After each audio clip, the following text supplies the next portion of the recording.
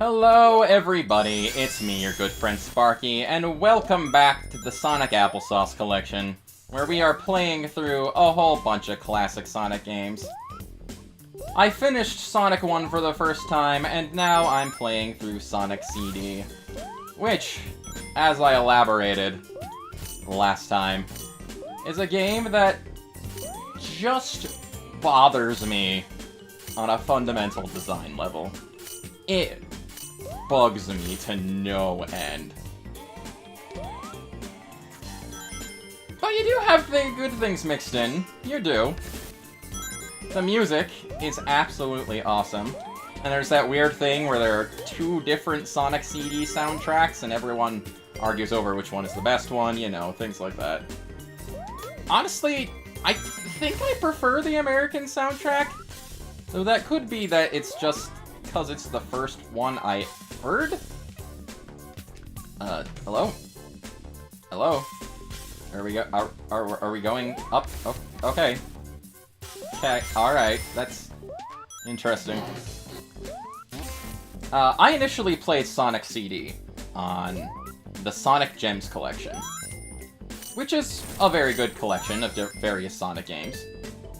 If you ever have the chance to check it out, I do recommend it. You'll get Sonic R and Sonic CD for your trouble, along with a bunch of other games. But I first played Sonic CD on that particular collection. Oh hey, there's the destroyed robot generator thing. Maybe I can go to the past. Nope. Can't build up enough speed. I'm underwater. At least there's air bubbles. And Sonic CD isn't trying to make me drown, necessarily. But, yeah, okay. Continuing on. I get sidetracked when I'm telling stories a lot. I'm sorry about that. Oh, and we're drowning. Have to wait for air bubble. There we go. And that's another benefit of Sonic CD, I will say. There isn't the death counter. The death song when you're about to drown. Which, whoa, okay, we're up here now. I don't know if that's necessarily a good thing, because it kinda prevents you from knowing you're drowning. You have to pay attention for the numbers to show up. Anyway, yeah. I sidetracked from my original spiel again. I first played this game on the Sonic Gems collection. And this was years and years of hearing about Sonic CD, but never really having, like, a way to actually experience it until then. The Sonic Gems collection was, like, the first time Sonic CD was, like, available to the public in, like, a really long time. Of course, it had the Sega CD version, and it had a PC version, which I think is the version the Gems collection was actually based on. That was the version that was included in that game. Weird enough. I also remember, very weirdly, you looked at the... Oh no, don't want to go in the water. If you looked in, like, the digital instruction manual for Sonic CD in the Gems collection, it referred to Amy as Princess Sally? As in Sally from the comics? And that always confused me. I guess I'm getting sidetracked again. I can't focus my brain on one thought at a time. Also, I'm trying to get these UFOs. I really am. And that means we are running out of time. But hey, that extra UFO's here. I missed it. Oops. Oh no. Let's see if we can actually get it. Yeah, we got it. Cool. That gives us another 30 seconds on the clock, so we can keep running around and hitting UFOs. Very nice. Very cool. Again, completely losing track of my thought process. I played this game on Sonic Gems after hearing about it for a really long time. And it was frequently referred to as the best Sonic game. Sonic CD was always the best Sonic game. That is how it was described for years and years and years. Maybe not that long, because I like didn't even know it existed for a period of time, of course. But Sonic CD was called the best Sonic game by like a lot of people. And it was a very obscure Sonic entry at that point in time. There wasn't a lot of ways to actually play this game, so there wasn't, like, a lot of ways to confirm that for people. It just kind of had a cult status, and it was referred to as the best Sonic the Hedgehog game. And there is a lot of things to like about this game. I fully admit that. I'm not blind to this game's strong points. It looks great, it sounds great, and it does play pretty well, too. This is, of course, like, the revised version for the Origins collection that originally showed up as, like, a standalone game that added in things like the basic spin dash. Sonic CD had its own style of spin dash, which was kind of weird and awkward to use. And, it also, that particular version, it added Tails in as a playable character, which was not in the original game at all. God, what was I saying? Oh yeah. Again, thoughts going everywhere. Sonic CD was often referred to as, I heard it as, about it as it being the best Sonic game. And when a game has that sort of reputation, you sort of expect it to uphold it itself, you know? Oh, whoops. I actually kind of want to go take that. I'd rather go to the past than the future if I'm going to be doing my time traveling. Is this doing time traveling? Was that doing time traveling? I can't tell. I have the invincibility up.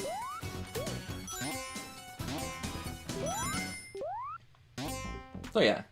If a game is referred to as being the best of its kind, you would expect perfection. Oh, darn. I can't get the pointless robot generator. Oh, no.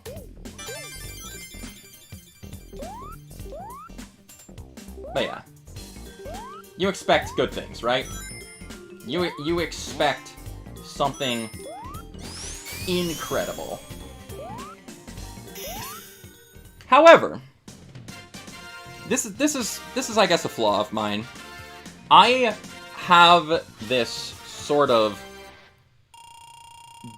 built-in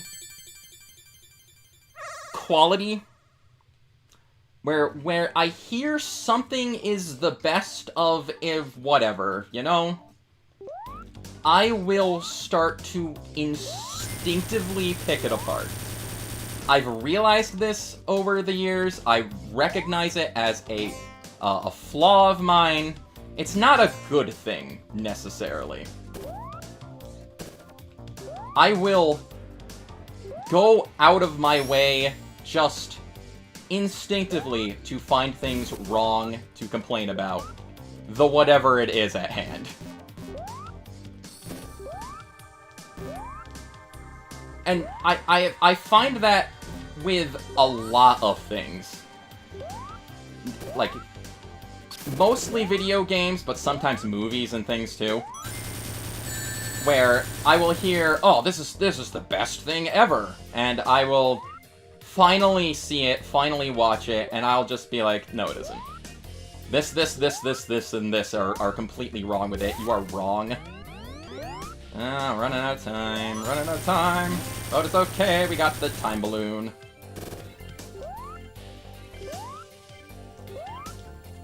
But yeah, that happens a lot with me.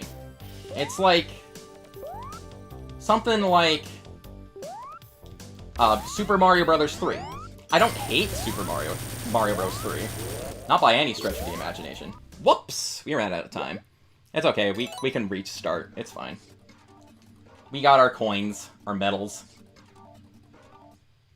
Yeah, I don't hate Super Mario Bros. 3 by any stretch of the imagination. It's a good game. But I don't love it. You know, I don't freak out over it like some would. And again, it has a lot to do with the same thing. I did not play Mario 3 to, like, any sort of real significance until I was much older than when the game was relatively new. When the game released, I was, like, I don't know, really young. But I had an NES growing up. I saw Mario 3 get played several times when it was borrowed from a friend and my dad was playing it, things like that. Oh man, these last few UFOs giving me troubles. You can't really, like, control Sonic's forward momentum, by the way. Oh, I missed that, really? Ah. Alright, this is gonna be a multi-try one, I believe. We got retries, though. We can make it work.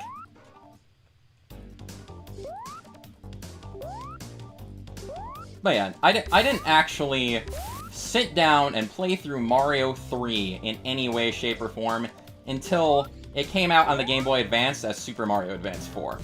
That was the first time I ever had, like, an extended experience with that game. And yeah, it's a good game, but is it the best Mario game? I don't know about that. I had already played, like, games like Super Mario 64, games like Super Mario World, for years and years ahead of time. Oh, I missed that, really? There we go. I had played a lot of other Mario games before that point, so... Again, I heard, this is the best Mario game, you should definitely play it. And it's like, okay, that was alright. But I still think these other games are way better. Alright. Oh yeah, I mean, that is... It's 100% on me in a lot of cases. Where I am just, for some reason, pre-programmed to be hypercritical of certain things. Whenever someone tells me this is the best, I will find a reason to say what's wrong with it. It's a personality quirk of mine, I guess you could say. I don't do it on purpose, but my brain just finds things to say about that particular subject you like, and why you shouldn't like it as much. I don't know. Oh, come on. I was actually doing pretty darn good with these special stages for a while. But we're gonna time out again. Darn. I got a lot closer that time. Burning through my coins. I don't like that. Hopefully this isn't gonna take me 20 more tries. Can you...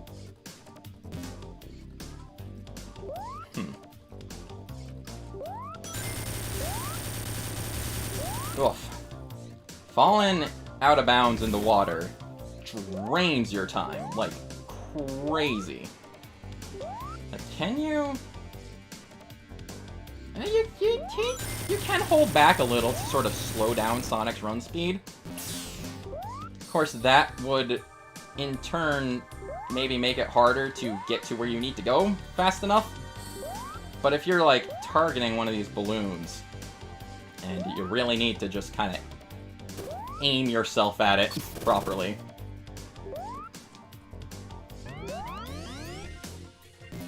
There's our time extension. Ah! I somehow missed 2 of those. Oof.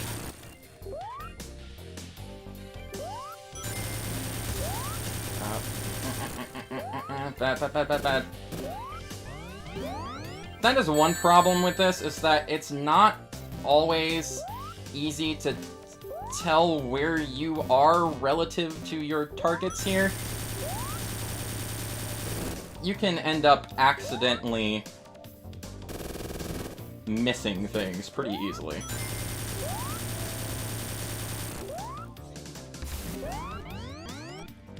Oof, okay.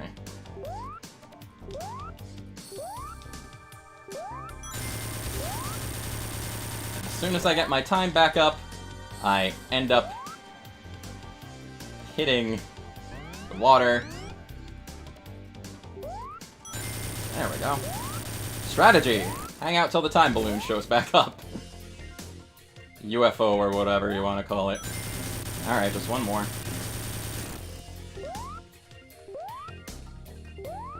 Gotcha! Alright. That took a little longer than expected. But that is time stone number 5 out of 6, I believe. Again. Oddly enough. No, are there 7 time stones? There might be 7 time stones. I actually can't remember if there are 7 or 6 time stones.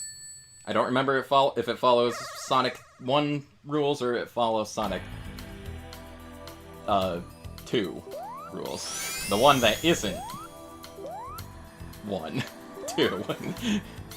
Numbers? Yeah. Alright, nothing over there, that's cool. Oh, boy. Yeah. Hello, Doctor. I would like to... Oh, you hurt me.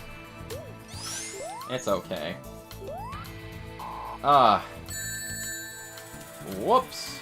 Okay. Alright, gotta get there. Invincibility. Gonna chase the Dr. Eggman. Where did he go? We have lost him. There you are. You are exploding! Take that, Dr. Eggy Man. Eggy Dude. You're exploding a little bit. But now we encounter a rather interesting boss. Where, we are underwater for the whole thing. There's that phone alarm. Dr. Eggman gives himself a bubble shield, and we gotta get rid of the bubbles by breathing them in while avoiding his shots. And in turn, it makes his shield smaller, but it also reduces how much air supply we have.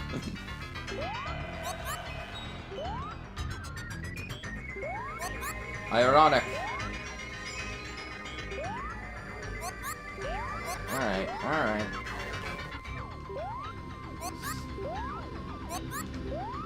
There you go. It only takes 1 hit, though. Because... where would there be fun in a boss taking more than, like, 3 hits, you know? Yeah, okay. That is... Tidal Tempest and Sonic the Hedgehog CD finished. Normally I like to go to about 20 minutes for each of these videos, but I'd say we're close enough in this case. No sense in trying to jump into the next zone right now. That one special stage ended up taking a lot longer than I expected it to. So, just one zone this time, but, you know, that's alright.